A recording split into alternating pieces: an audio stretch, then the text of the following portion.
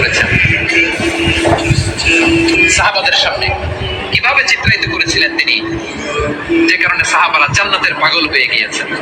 আমরা যদি দেখি the way the prophet Muhammad portrait জান্নাত, কিভাবে তিনি পোর্ট্রে করেছেন জান্নাতের যে সৌন্দর্য, কিভাবে তিনি সাহাবাদের সামনে তুলে ধরেছেন। বিশ্বনবী আল্লাহর কোরআন থেকে আমাদেরকে জানান, আল্লাহর জান্নাতের সুসংবাদ দানকারী করে যে আল্লাহ আমাকে পাঠালেন, তোমরা কি জানো আল্লাহর জান্নাত কত সুন্দর? কোরআন থেকে বিশ্বনবী আমাদেরকে জানান, ফালা তা'লামু নাফসুম মা উখফিয়া লাহুম মিন কুররাতি আ'য়ুন জাযাআন বিমা কানু ইয়া'মালুন। মানুষের কর্মের প্রতিফল হিসেবে কত চমৎকার জান্নাত রব্বুল আলামিন নাজ নেয়ামত দিয়ে পরিপূর্ণ করে আমাদের জন্য প্রস্তুত করে রেখেছেন। পৃথিবীর কোনো মানুষ সেটা জানে না। পড়েন সুবহানাল্লাহ।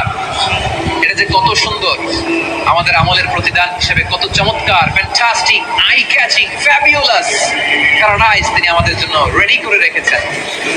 এটা কেউ জানেই না, কল্পনাতেও আনতে পারে না। সুবহানাল্লাহ পড়েন। আবার হাদিসে কুদসিতে বিশ্বনবী ফরমান, রব্বুল আলামিন বলেন, আ'দাতু লিইবাদিয়াস সালিহিনা মা লা আইনুন রাআত ওয়ালা উযুনুন সামিআত ওয়ালা খাতারা আলা কলবি বাশার।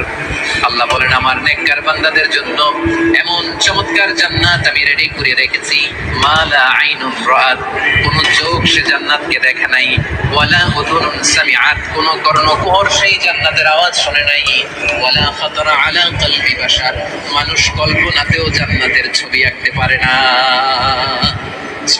কল্পনাতেও ছবি আঁকতে পারে না।